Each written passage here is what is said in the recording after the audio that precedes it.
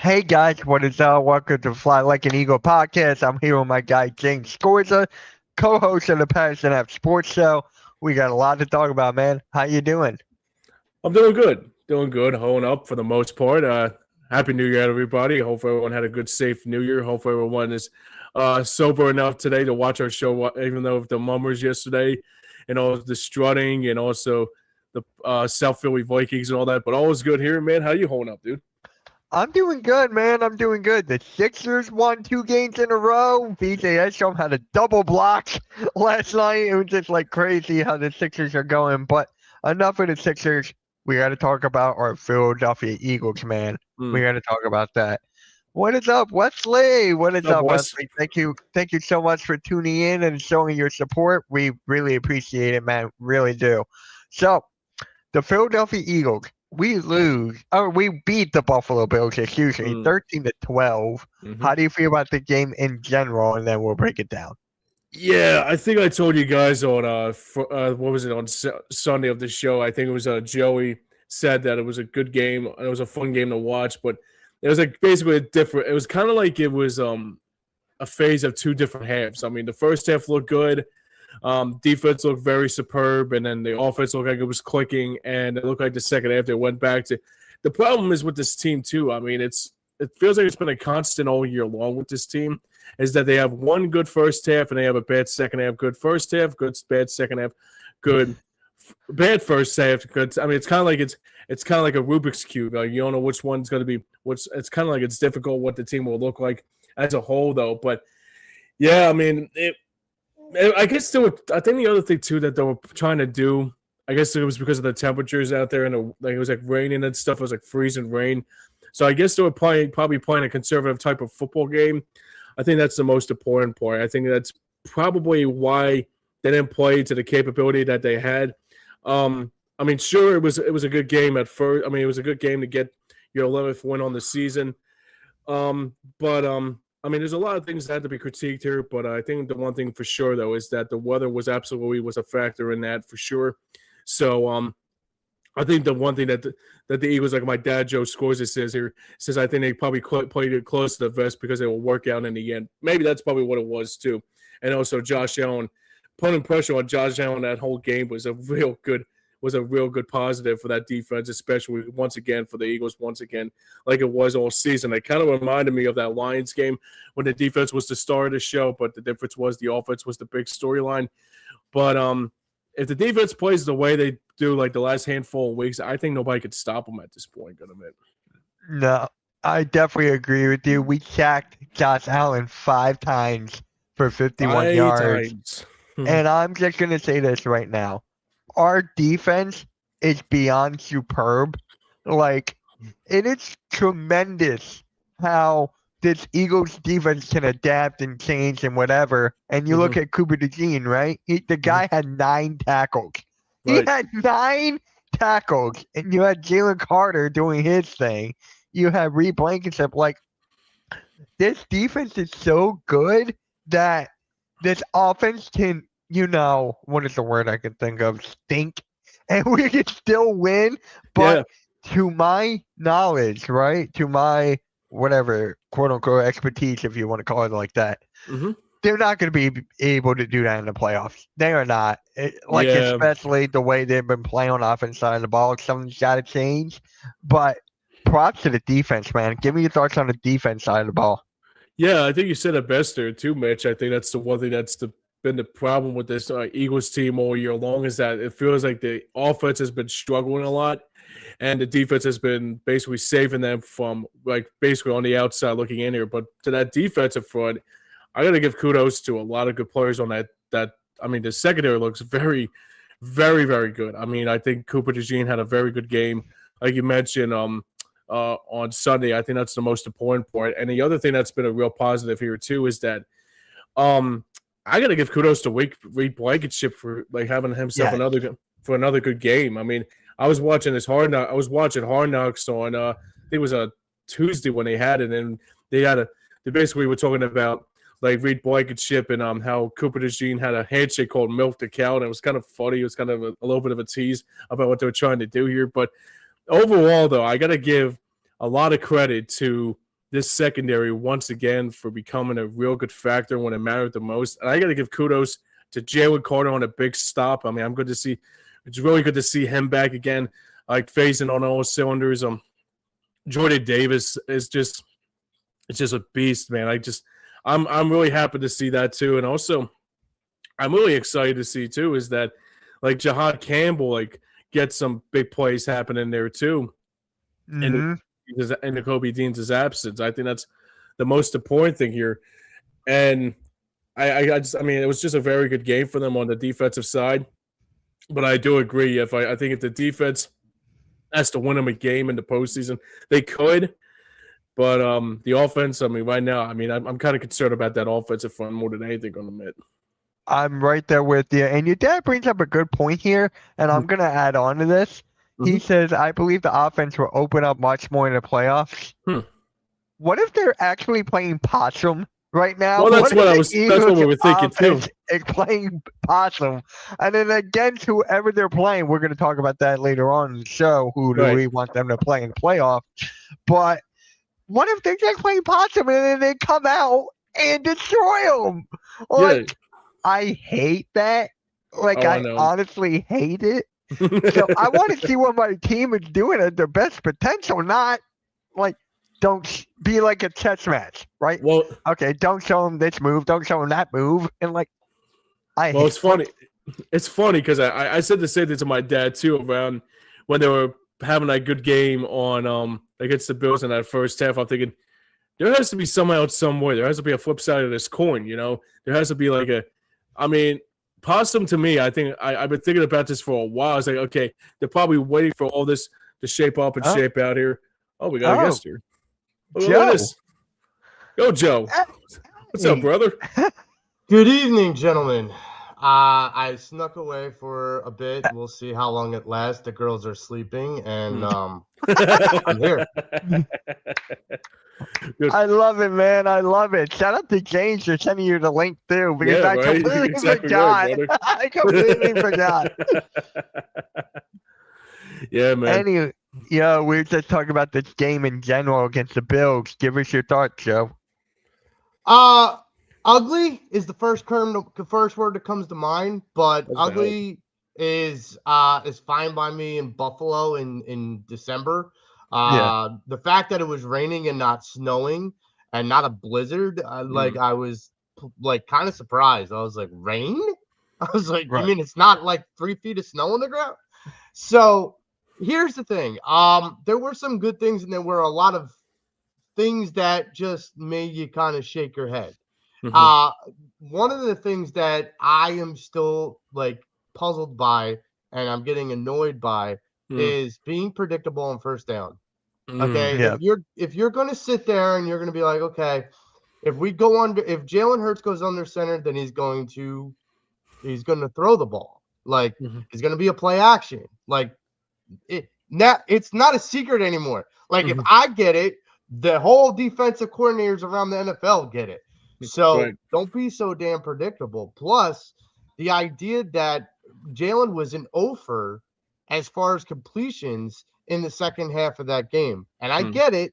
The Bills defense, the weather, we can make excuses from now till the cows come home, but we've been doing that since week 1 of this season. And honestly, like even if it's a dump pass, like you do a little of the West Coast offense. And you just do a dump pass to Saquon Barkley. At least you're not going over. Yeah, and to piggyback what you said about that too, I think that's the most important thing about this game on Sunday. Rather, it was like it had its obstacles more than anything. I think that's the most important thing. I think it was probably the reason why that I got kind of annoyed in that second half. It's like, okay, you had them on their neck. I mean, why are you not like continue to put pressure on I mean, the defense did that on the most important part, but the offensive side is like, okay, you're up 13-0. You should easily put these guys away. I mean, it's kind of like I was worried that it was going to collapse again. The part that puzzles me is that what I saw from Jalen Hurts in the first half, I'm like, why? Like, why? Why can't I see that or even something close to that in the second half? Like, that's the difference. People who scrutinize Jalen Hurts for not being a good quarterback, I'm like, okay, but did you see the first half? Like he was dropping dimes. Like that was crazy. And then he's outgunning the guy that's up for MVP. Sure. And it's like, okay, like I'm with you, James. It's like it felt like they took their foot off the neck of the Buffalo Bills. Right. And halftime. And I don't understand. We're not talking about like snapping their neck, although that would have been nice. But the idea that, you were up 13-0 and you could have played half as good as you did in the first half and won 20-13 or 20-12. And it would have looked a lot better of a game.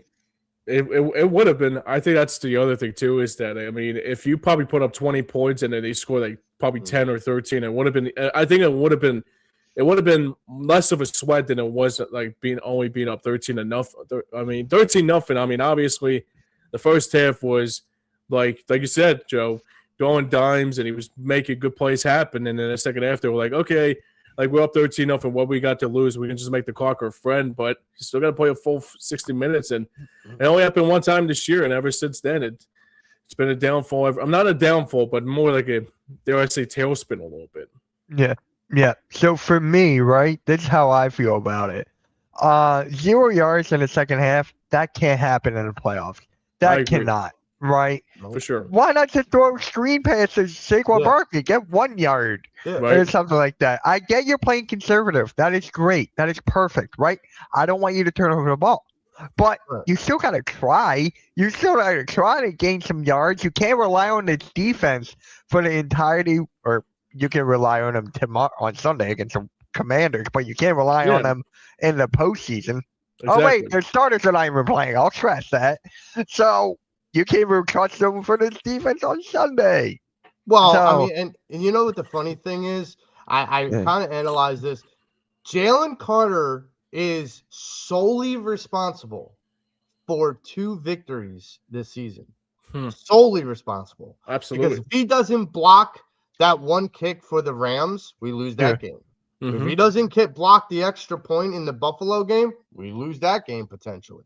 Yep. And so you got to look at it like all the, hubbub about Jalen Carter's shoulder injuries and stuff, procedure and whatnot.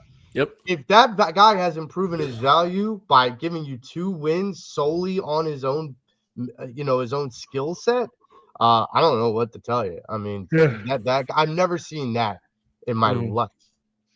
I concur. Yeah. Yeah. James, you want to read the comment from your dad here?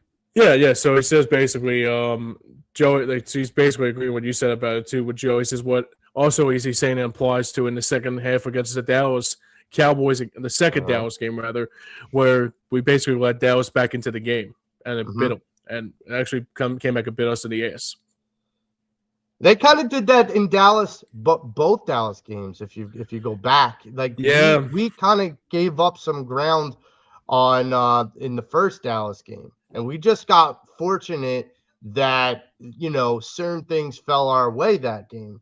But this I'm with Mitch. Like that's exactly where I'm at, Mitch. Like I'm not saying, hey, I need you to throw a 30-yard bomb. Right. I need you to throw a very schematic, very written up, drawn up play for a screen pass to Saquon Barkley. Right. I don't care if it gets you 2 yards. That's not the point. The point is to get some. Even Jalen said it at the end of the game. They asked him, like, why was there such a downslide in the second half? And he said there wasn't enough fluidity. We weren't flowing. Okay, well, if that's true, the offensive coordinator needs to see that just as much as the quarterback clearly sees it. That means that there needs to be a level of, okay, a 2-yard screen pass doesn't get you a touchdown or a first down, but it gets a rhythm going again. Yeah, that's the thing too. I mean, especially like you think about that Dallas game and the first game, I totally forgot all about that, because obviously we're in the middle of a delay. Obviously, I think it was probably, and the Eagles actually had momentum before that delay, and it felt like right after that delay, it felt like the Cowboys got their own momentum. I mean, luckily it didn't win them the game for them, but the second Dallas game, it shows that, okay, this is what they're capable of, and this is how we could beat them the second time, I mean, I hate to say this too. I think I'm in the same boat as you are, Mitch, with the circumstance of about postseason play. It's like, okay, if they play like this come postseason, it's going to be a lost cause. And I mean, I wanted to say first round exit, but they got to find a way to fix it now. I mean, hopefully we'll just hear the words possum and say, hey, they were just fooling us the whole time and somehow in some way they just ripped the cover off the ball. But I don't know at this point. I mean, the defense could go so far to win this game for them, but if the offense doesn't, that's when you know things could snowball into into something really better. You know, I'll say something, and Mitch kind of like was this foreshadowed, like he foreshadowed this with the Phillies, and now so I feel like I'm kind of seeing some of the same trends. Mitch saw like, look. We don't hit in the playoffs. We have a management that makes like really boneheaded decisions sometimes in the wrong spots, in the wrong times. And that kind of was the case in our demise this past year with the Phillies. But they were who they were. And Mitch said that a couple different times about the Phillies. They were who they were. And after all this time with the Eagles, this season's Eagles, I kind of, and AK said this on our show a couple weeks ago, like a month right ago. About that too. It is, they are who they are. Like we could sit here and say, okay, we thought who they thought they were. Right. I had to throw that in there. They can have a stellar game. Don't get me wrong. Like they can have a stellar game. Jalen Hurts has proven that. This team has proven that. But the problem is, just like the Phillies, they can go and blow out a team in game 2. Like 8-2, and then come back and hit a clunker. Yeah. Like, and you don't know what's going on. And James, we talked about it on this week in Flyers hockey. Yeah. If you go through a situation where you don't show any level of consistency and growth, then you're kidding yourself if you think it's just gonna snap your fingers and it's gonna happen. Right. This team is who we think they are. And I don't know if that's a Super Bowl team, but I think that if the cards write out on the right way, sure, we could get lucky. I mean, you need luck in this game too. So we could get lucky with the opponents and have a favorable road to the Super Bowl. Yeah, I mean, the other thing too, back to that Phillies point here, I go back to probably when the Phillies were obviously not the postseason team like they once were, but I think it was around the time Larry Anderson was like the team's not going to change. I mean, you think there's a lot of things there's going to be thinking that it's going to change, but it's really not going to change. And he said, honestly, this is what they are. I mean, this is kind of like how we feel about this Eagles team at this point too. Right. And how many times have we been on this program banging our head, run the ball more, pass the ball with more consistency? We've been banging our heads against the wall about the same messaging. And, you know, it's like AK said, it's like you can do that. You can have that perspective and that fandom and everything. But the problem is they're not hearing you. Like that what is happening in that building is what they think is the right thing to do. And it's clearly not. I mean, it's not working. So, I mean, that's where you can't expect this team to flip a switch come playoff, but you got to hope that they get favorable matchups. That's all. So I got 2 things here. I got 2. So one, do you guys know how many yards Jalen Hurts ran for the entire game? Do you guys know how many yards? Probably less, if that's right. I'm going to say 60. 5. Christ. Jesus. 5. Jesus. So that's 1.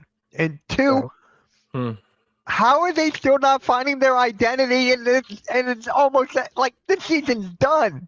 How are they not finding their identity now? I wouldn't know, dude. I don't disagree with any of that. One of the things I will say in counter to his 5-yard rushing, and this it goes back to the first half. This is why it boggled me. It felt like they found something, and then they went away from it. He kept running bootlegs. And the problem is bootleg gives you like an RPO, an option to scramble and run as a quarterback or to throw it down the field.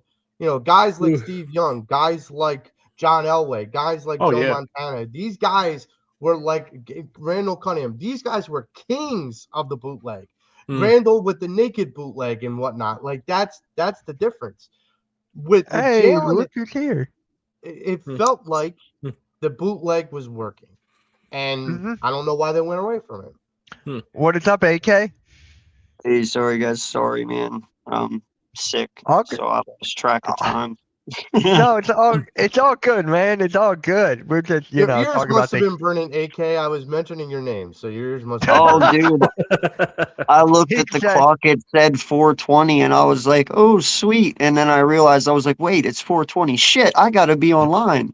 It's all good. So we were just talking about this Eagles and Bills game. Give us your thoughts about it, AK. You already told me. Man, listen. First and foremost, bro, I gotta say, our defense is legit. I love this defense. I love everything that they bring. I love Vic Fangio and what he brought to this team the last 2 years. If anything, our defense is ready. They're willing. They're able. They have everything that they need to win a Super Bowl. But I'll tell you what, man. I sat here for the last 2 weeks and listen when we beat the Raiders and Washington, and hey, that was great, man. But like I told you, they were shitty fucking teams. Just is what it is. If you couldn't score points against them, then I was worried more than I was when we last talked. You know what I mean? Right. So they went out there and they did what they were supposed to do, and I applaud them for that. But now we're here at the Bills game. First half wasn't so bad, but then you're right back to your same stupid bullshit. 0 fucking yards in the second half, 0 touchdowns, blah, blah, blah. Listen, guys, I never veered off of the way I thought just because we won 2 games and we clinched the NFC East. That's what we were supposed to do. That's what I expected from this team. That's great and all, but you showed me, and dude, right now the Bills are actually a pretty vulnerable team as we speak. Their offense doesn't look good. Their defense doesn't look good. We won 13-12, and we only won because their coach is a dipshit and went for 2 instead of kicking a field goal. I'm telling you right now, if he kicks that field goal, ties the game, we're losing that game because the Bills had our number in the second half. The last 2 drives, the Bill has the ball. The defense couldn't stop Josh Allen or that offense. We were losing that game. Sean McDermott fucked himself. Okay? Truly, straight up. We never should have walked away with that win. That was like a Baltimore Ravens win all over for us. That's something Lamar Jackson does with Mark Andrews, misses on a 2-point conversion to win a game or to lose. We got lucky. That's all this was. And I'm not afraid to say that. I am a huge Eagles fan, just like everyone. And you can take my negativity for what it is, but I know my team should be better. And if you want to sit here and bitch at me for being negative because I want my team to be better, then fuck you. Yeah, it's got to. Well, I will say this, AK. I brought this up before you came on, and this is why I said your ears were burning. Because, I remember having you on the show, and I remember our debate, and I remember how you were saying things. And I don't take negativity; I take realism. I take, okay, he's got a stance. Okay, now if you're completely wrong, I'm going to call you on it, and I'll own it. Right, but I'm like, it's not determined yet whether he's right or wrong, because the season's not over yet. And so as the season progressed along, I started to see a lot of the things you pointed out. And I'm like, I kept saying this, and I said this before you came on. I said, AK said to us, this team is who we think they are. They are inadequate and inept when it comes down to consistent offensive flow, play calling, scheme, whatever you want to call it. They are inconsistent at that. They are leaning way too heavy on their defense, and that's either going to get to a point where it carries them through 1 or 2 games, or it's going to break them completely in half. And honestly, I felt like in the Chicago game, it completely broke them in half. That's where I thought that example came from. And then when you go to the Raiders and the Commanders game, I felt like, just like you, I'm like, okay, the defense should hold these guys in check. They're not going to break this defense in half. But what can the offense do? What I would this isn't about the defense. The defense can have a mulligan for whatever. I need to see what the offense can do. And with the Bills game, again, that first half looked decent. Not great, but decent. They found some things that were working. But then the second half, I'm like, I got your voice in my head going, this is who they are. And I'm like, I really I didn't hate you. I just hated the fact that that was real. Like that the reality is that that's a true statement. And don't get mad about it, man. No. No, and no. I mean, don't get mad about that. This is what the team is.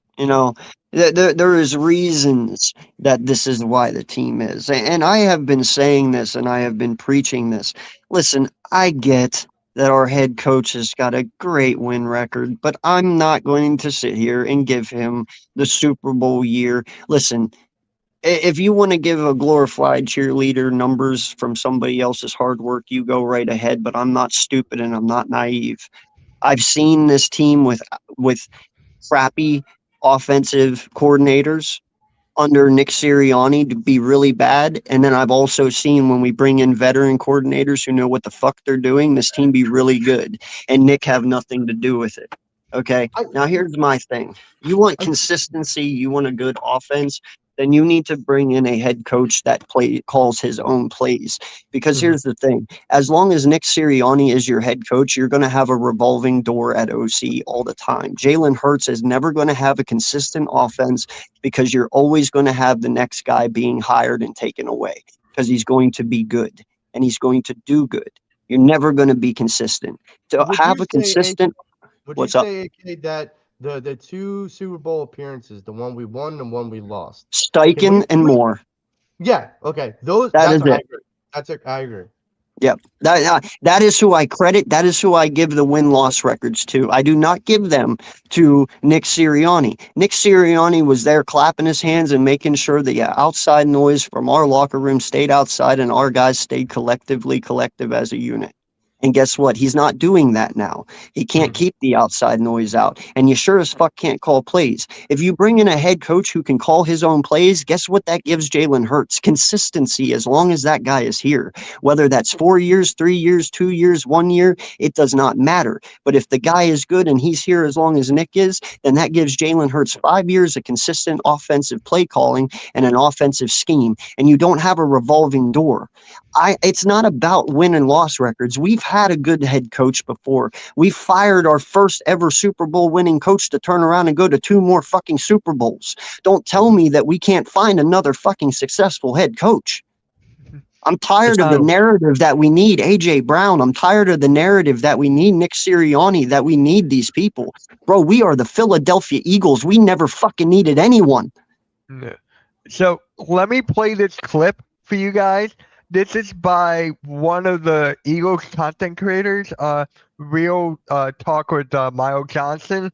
So I'm just going to play this clip real quick. Let me, halftime, I'll call you later. Freaking halftime. All right, ready? Being from Philly and supporting the Eagles, that our head coach and OC act like children on the sideline. And if they had the number 1 offense, I could deal with it. If they had a 5 offense, I could. If they had a top 10 offense, I could deal with it. You score a touchdown in the first quarter, and you're out here jumping, celebrating, and looking at the Bills fans. The offense hasn't been that successful this season, given the players they got. Y'all are talking like this. We look like clowns. Yep. We look like absolute clowns. So in the post game, and you see Sirianni all hyped up, and AJ Brown, who ain't caught a pass in the whole second half and definitely knows, yo, this offense can't be like this in the postseason. He's looking at you and is like, body language tells it all. Sirianni, you gotta lock in, cuz I'm pretty embarrassed being. And there it is. I just wanted to say that because, AK, how many times have I said he's a glorified cheerleader? A lot, man. I've been saying that. You've been saying, a lot of us who say that get a lot of flack for it. Here's the thing, man. You know, and I'm going to be real with you. I just watched these guys in their presser just a few days ago sit there and say, we're still looking for answers. We're still trying to find it. Bro, it is week 17. What the fuck do you mean you're sitting here trying to find shit? That should tell every Eagle fan right there, we have a huge fucking problem, and it's pretty much either going to be, unless we draw a really good score for the fucking first round of the playoffs, and it's a team that, you know, doesn't have a very high powered offense and is, you know, if it's the Rams, we're fucked. If it is the 49ers, we're fucked. If it's Seattle, we're fucked. I want y'all to know that. Like, it's not being negative, it's being fucking real. Okay? You are sitting here trying to figure out this offense at the end of the season. Bro, that shit should have been done 6-7 weeks ago. Like we talked last time. This is something you do week 5, week 6, not at the end of the fucking year. You're sitting here saying you're trying to find answers, bro. The season's already done. The coaches are literally fucking telling you in your face it's over. They don't have an answer because they don't have a solution to the problem. And I will agree with that because AK brought up one really potent thing. He said week 5. By week 5, you should have this figured out. Let's rewind a little bit. Last season, after that bye week that we had so early in the season, the offensive lineman went back and went into Nick Sirianni's office as a collective and said, we need to run the ball. And ever since then, we ran the ball with Saquon that season. And it was like no one could stop us. We found our identity, we found our niche, and we just ran with it, literally. And that was the difference maker. But like the difference, and I'm not saying Nick had anything to do with flipping a switch. I think it was Kellen Moore that heard it from Nick Sirianni and go, okay, fine, we'll do it that way. Because we all have to remember, Kellen Moore had a really potent running offense in Dallas. Everyone could give credit to Dak Prescott for being a good quarterback, but Ezekiel Elliott and these guys that were running backs there around that time period that Kellen Moore was their OC, look, they had a potent offensive game, both running and passing. That run game was lethal when you slept on it. And Kellen Moore did that for this team. Now you look and you go to present day with the Saints.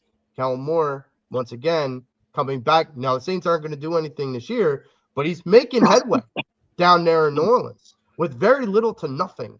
And, you know, that is saying a lot about the player, about the person we gave up. And I completely in agreement with AK, but if I quote Frank Finnegan for a minute, there isn't anything we're going to be able to do about Nick Sirianni because regardless of how we might feel, the resume will save his ass. That's the problem. Well, no, we got to wait for him to sink himself, which if he's one and done this year, that might be enough. Well, I will say this, though, okay? I am really tired of people using the excuse of our O-line, okay? I'm very tired of that. Does everyone know that Fred Johnson played in 5 games last year for Lane? Mm-hmm. And Tyler Steen played in 3 or 4, and that was during our 10-game win streak. And Fred Johnson hasn't even given up a sack at left tackle this year so far, or right tackle. And Fred Johnson hasn't given up a sack this year so far in replace of Lane Johnson. So I want Tyler Steen is actually the bad one this year, but I can't even say Tyler Steen is bad because of he's just bad. He was good last year. He actually filled in nicely last year at right guard when we needed him to. It's system and it's scheme. I actually blame Jordan Mailata. I actually go the other way because I think Jordan Mailata has had a really bad season this year. That's not to say that I think he's a bad player. I just think he's having a down season. But I think it's scheme. No, I do. Yeah, it's all schematic. This has nothing to do with talent. We know this offensive line is great. We know Mailata's an all-pro. We know that Fred Johnson is a solid backup for Lane because he proved it last year. And Steen, this is all schematic when it comes to O-linemen. Because here's the thing. I made the comment to you guys a few weeks ago that Saquon Barkley is giving me DeMarco Murray vibes when we grabbed him from Dallas after a 300-plus yard year, right? A lot of smack came from that. But you know what? It's looking like that now. But I don't think that it is because of Saquon falling off. He's having a DeMarco Murray year because schematically, we just fucking suck. Mm-hmm. And to be fair, like with the DeMarco Murray, and it's a great comparison. One of the things that I was always told too, and it was pointed out to me, like DeMarco Murray, if you look at his last year in Dallas, which was really stellar, and his first year in the Eagles, he ran completely differently with us than he did in Dallas. Like the scheme that they threw at him was completely different than what he was comfortable with. I think you're right. I think that the scheme that they're throwing at Saquon this year is completely different than what Saquon's comfortable with. And this is where I think the problem lies between the coaches not listening to the players. The coaches' jobs, regardless of who, if it's Nick Sirianni or Kevin Patullo, the coaches' jobs are to make the players advance their skill set to the highest level. And if you're stymieing these guys because you can't create a scheme that makes these guys look like they should, that's on you. That's your job. Yeah. Well, I actually want to get James's take on this about the offensive line. James, what do you got to say? Do you agree with AK? You guys make valid points. I mean, it's a very good valid point that you guys say about Steen or Mailata, but I think for me, I think when Mekhi Becton left in free agency, I think that was a hole that had to be fixed. You know, I mean, obviously they still try to build around Steen's. They still want to try to build around Tyler Steen and all that included. But I think for me, the reason why the team has started to falter a little bit is because Mekhi Becton's not there anymore.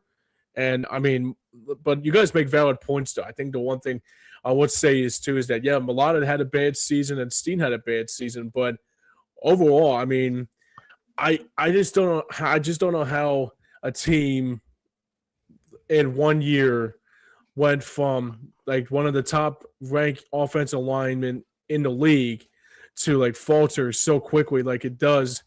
So I guess for me, it's I think for me it's probably more Steen than because the reason why I think Steen has to fill the hole of that team, especially because of what Mekhi Becton brought to that team last year too.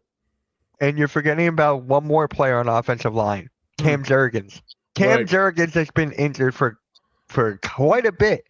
How does he make a Pro Bowl? I don't get that either. How did he make a Pro Bowl? I never understood that. I know the Pro Bowl doesn't mean anything, but I'm just like, how? I think for me, I would rather give it to somebody like Jordan Davis. Like if I had to mix a match. Don't even get me started on that. Lack of talented centers. I was just about to say. I was going to say every center is just worse than him. Right. I mean, other than the other guy, the Chiefs center. I mean, that's about it. I mean, I don't know. Yeah, but it's the AFC and NFC. So he will be on the AFC. Right. Kings are going to be the NFC, I guess. I don't know, but he's been injured majority of this year. But anyways, the playoffs are coming up, right? The Eagles have to win this game, and we're becoming Lions fans this week here. We're becoming Lions fans. So, guys, who would you want them to play in the playoffs? If you had to pick one team, it's hard for me to pick. Us? Yeah. Who would you want the Eagles to play in the playoffs? It's a good question. I was out to dinner with my friend last night, and he's like, Mitch, I want the Packers. I'm like, okay. I'm like, okay. So Malik Willis and the Packers, I guess. I think Jordan Love is playing. Oh, okay. I think he is. So, I mean, AK, you would know the best because you went to Lambeau. Well, no, I didn't keep up this week. I don't know if he is playing or not. No, I'm just saying. There is talks that they might start Malik just because to see what they got and also to show him off to people for trade value, in the off season. Gotcha. But I don't know. I don't know what LaFleur is feeling. LaFleur is kind of like me and Forrest talked about this last night. LaFleur and Nick are very similar. Yeah, they're very stagnant. Yeah, they're very sporadic in their decision makings sometimes. Especially in game decision making. They'll be aggressive and then they won't be, and then they will and then they won't, and they're weird like that. So it all depends on how LaFleur feels, man. I mean, if he wants to sit Jordan Love and save him for the playoffs, and that's what he's going to do. But I don't even know if them playing him makes them gain anything. Like, does this win help them at all? Does it move them really in the playoff picture? Who, the Eagles? No, the Packers. Does it benefit the Packers at all? They're done at the 7. They're same place. Okay, then in my mind, I doubt that he plays, because why would you want to injure your star quarterback right before the playoffs? You know what I mean? Mm-hmm. But that's just me. Yeah. So for me, I don't know who to pick. I mean, I'm guessing the Rams, I guess, because they've been kind of on a downslope as of late, except for without Devontae Adams, they've been going down. So maybe that's the only thing I can think of right now. I don't know about how you guys feel, but I may not even want to face the Panthers. I'm going. Yeah, Panthers are a scary team. I mean, they could be. Give me the Bears instantly. Pull the plug. I'm not even playing, dog. Listen, I want to know what this team is. We all do. Yeah. There is no more bullshit. There is no more beating around the bush. You're either going to walk in there and you're going to beat the Bears or you're not. Okay. And there is no ifs, ands, or buts. You want to show me you're a Super Bowl contending team, then walk in and beat the Bears. Truly. To be the best, you want to beat the best. And I want to beat the best right now. So give me the Bears. All right.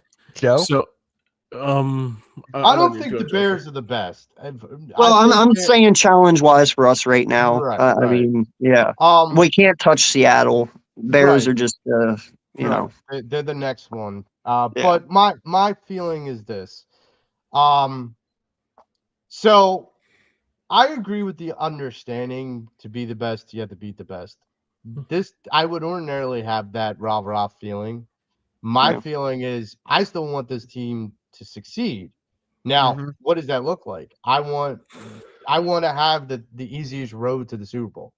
Because once you get into the Super Bowl, it's a 50-50 split because the Chiefs aren't there. There isn't a lockdown team in the league right now. There is. Yes, there is. Pats, bro. I promise you, we walk into the Super Bowl against the Pats, the Patriots are going to spank us out of that fucking building, dog. I promise you. I promise. Drake May will throw up fucking 4 touchdowns on this defense, and we will not score a fucking point on that defense. I promise you. I gotta say, the Broncos are a threat too. Gonna admit. And you know what? Even Denver. We are not scoring more. And the Broncos beat us, so that's fair. But what I'm getting at least if we get to the Super Bowl, the road to the Super Bowl, then my feeling is it's always a 50-50 thing because anything can happen. So I have to think of the path because of the way this team and this offense is. I can't look at the path of most difficult resistance. I have to look at the path of least resistance. And I don't give a damn if people judge me with, oh, well, you want to take the easy way out. Fuck yeah, I do. If it means we get to the Super Bowl, goddamn right I do. So here's my thing. I want San Francisco. I want San Francisco to come all the way from Santa Clara, and I want their hopes and dreams of having a home Super Bowl game being extinguished here in Philadelphia. Because we did that with Minnesota in 2018 too. I want to wear the black jerseys, and I want to do the funeral dance for the San Francisco 49ers like they did to us in 2023. Understand something. I am no longer just going to sit here and be like, okay, yeah, I'm going to want the Packers and this and that and the other. No, because here's the thing. The Packers don't have to go that far. They know how to play in the cold. There's no home advantage. The San Francisco 49ers, last time they came here, they were on their third quarterback. They were playing Josh Johnson, who's playing this week for the Commanders. We're playing that guy. Okay, so my feeling is bring on the Niners. Let's whoop that ass and send them back to Santa Clara crying in their fucking overpriced coffee. Okay. Well, it gets hard after that game, though, Joe. Well, it could. Here's my thing.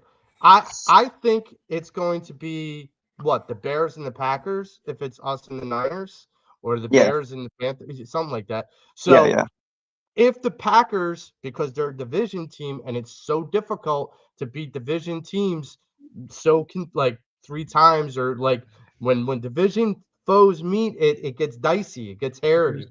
So I feel like if Green Bay pulls off the upset and then Green Bay has to come here, it's an ass whooping in that sense too. Now all of a sudden you're at the NFC Championship game. This is where I get terrified. Because if Seattle's still standing, we have to go to Seattle. For the championship game? I don't want that.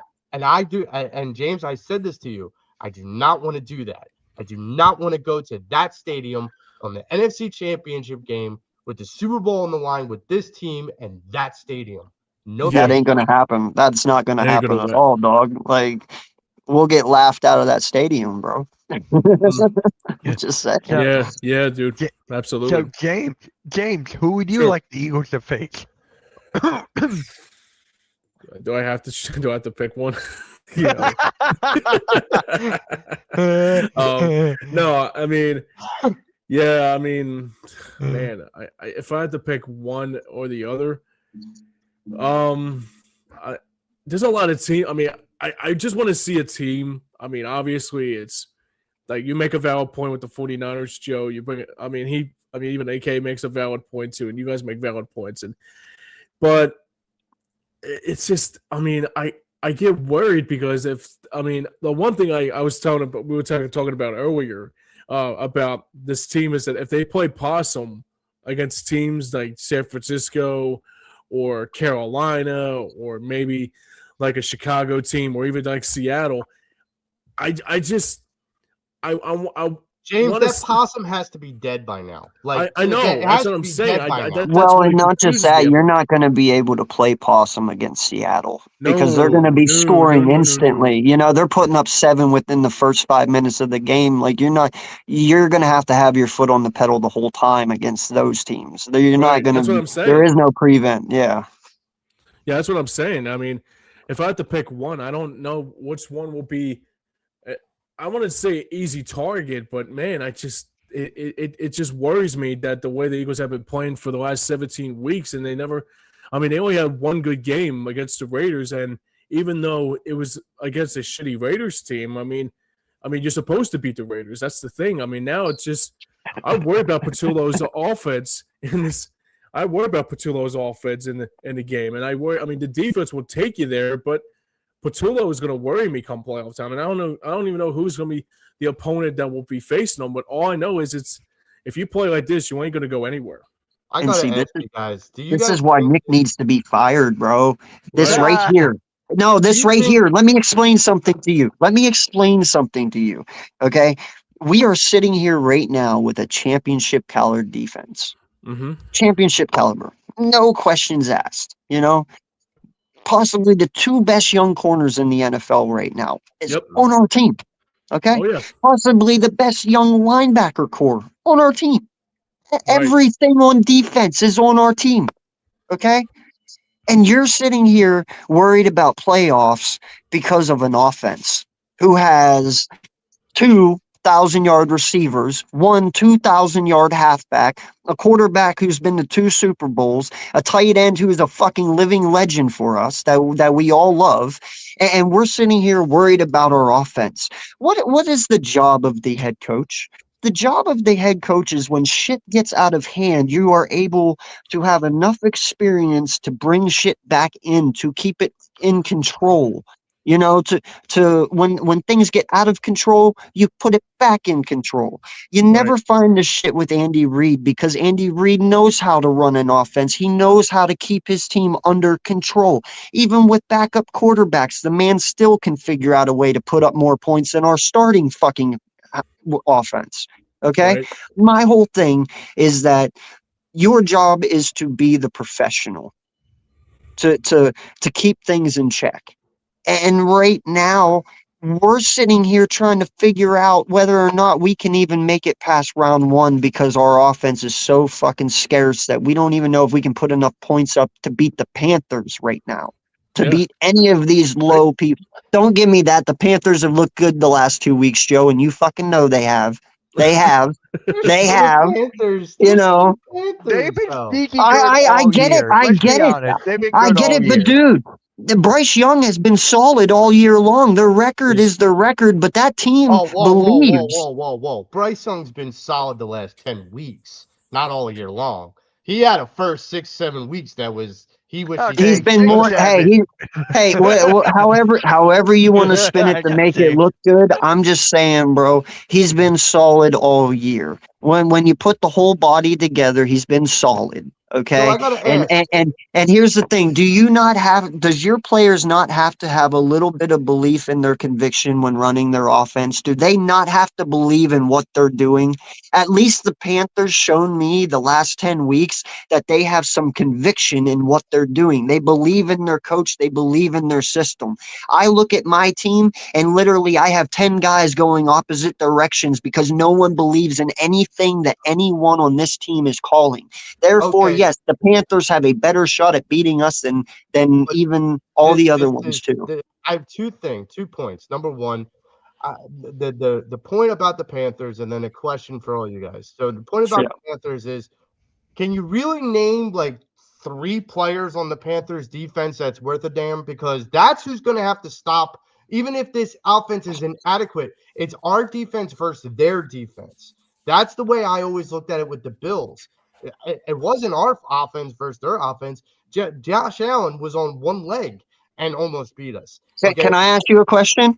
Did AJ Brown not just get locked up by Rocky Sin just a few weeks ago and never even allowed a single catch? And Rocky Sin has been on how many teams and has been cold washed for how long? I understand that, but I also have seen AJ Brown and Jalen Hurts drop it in the bucket. So I against understand.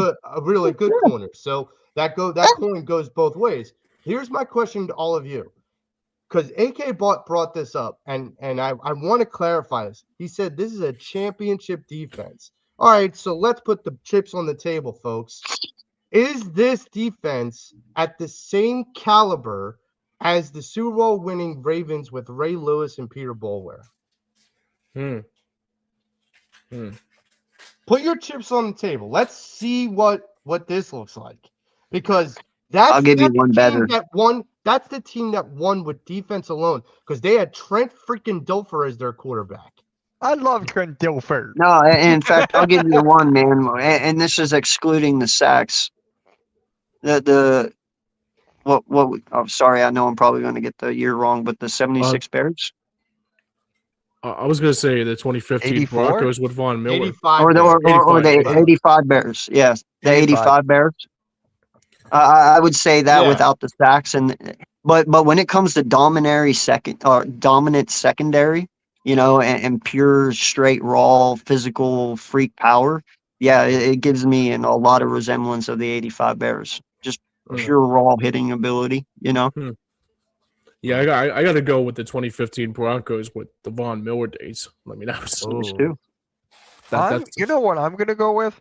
I'm gonna go with the Eagles defense. I had Dawkins, Troy Vincent, that secondary. Jim Johnson's defense. Oh, you mean the one that made Reggie Bush crawl like a baby? That one, yep. Yeah. That one, yep. I am going with that one. To be fair, he got decleated into Oh, he like the did. next county. Oh my God, He yeah. did. He got jacked up, man. He He got found jacked himself up. I in the missed that Matrix real segment. fast. I missed that segment so much. Oh my Jacked God. up. I want that. I missed that so much. Oh, dude, that was best. It was the best. Mm-hmm. So, last question, then we're gonna get out of here. Sure. How do you guys feel about the Eagles resting their starters? Don't do it. I hate it. Yeah, I'm They're No, already dude, doing listen. it. on that. You are so fucking dysfunctional. Listen, you want to rest the defense, go for it. But my offense better be out there. Like I'm not even playing. I'm not even playing. These guys need the most experience. They need the most touches. They need bro. If you guys ain't got it together, you got 2 games left. I don't give a shit about the defense. Let the backups play. Let whoever you want play. I don't even care about winning or losing at this point. But this offense needs to get their shit together before playoffs, or we're fucked. Where I would I agree with concur. AK, that the part where I get a little concerned is the Commanders are dirty. Like they are. Frankie Louvu, I mean, we already know what he's capable of doing. Like he's willing to probably throw. I mean, these guys have nothing to lose. These guys could throw punches that get suspended, and they don't care. Their season's over. So, but if they start to antagonize our guys, and someone like Cam Jurgens or Jordan Mailata or AJ Brown or whomever that's a starter gets antagonized so much that they throw a punch and get suspended for next week, that's the problem. That's where I know people are worried about the injury. Look, injuries happen no matter what. I'm not worried about the injuries. I am worried about the dirty play of Frankie Louvu, because I think someone just needs to put that dude on the ground. And I'll keep it right there. But the idea that these guys play dirty and are willing to, and their coach isn't saying don't. He's actually encouraging it. Well, Joe, I will say this though, man. Okay. I look at this team all year long, and even just last week, they can only put up average 13 points a game. So whenever I look at it, is if Jalen gets hurt, what's the worst that's going to happen to my offense? They score 7 points a game. If AJ gets hurt, what's the worst that's going to happen? I score 13. You know what I mean? Like, if there was any hope in the world that my offense could put up 32 points a game for the rest of the year here, and I have no issues, and I understand what you're talking about. But at this point, bro, I got so many superstars on this offense and can only put up 13. The worst is already here. So at this point, it's go big or go home. It's die by the sword, man. I understand what you're saying, and it's injuries don't scare me either. But there's nothing injuries are going to keep me from scoring more points. It's just not. Can we just have Matt Pryor go in for a couple snaps and antagonize Louvu to punch him and thrown out of the game?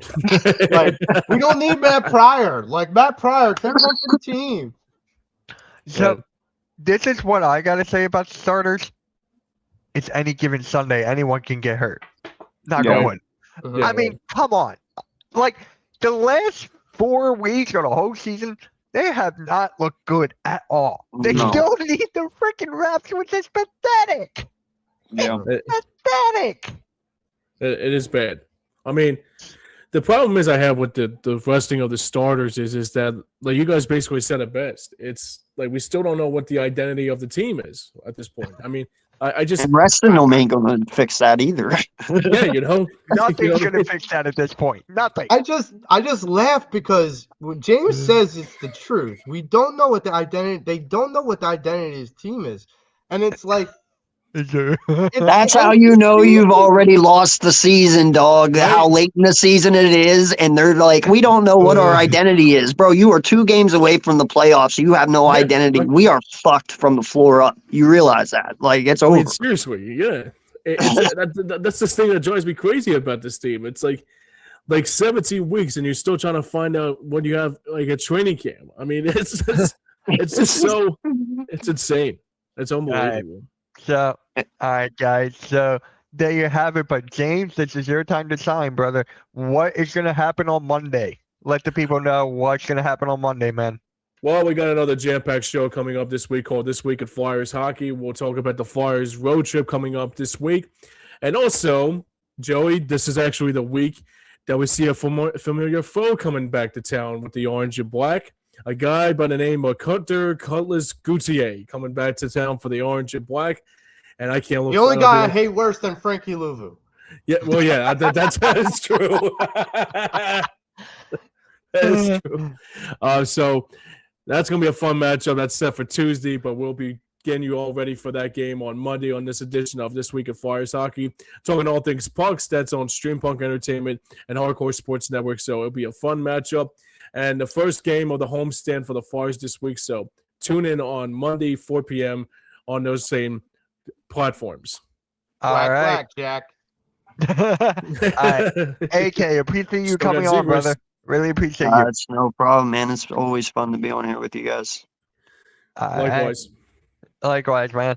All right. We'll talk to you guys later. Like, share, subscribe to Stream Punk Sports PA, and we are out.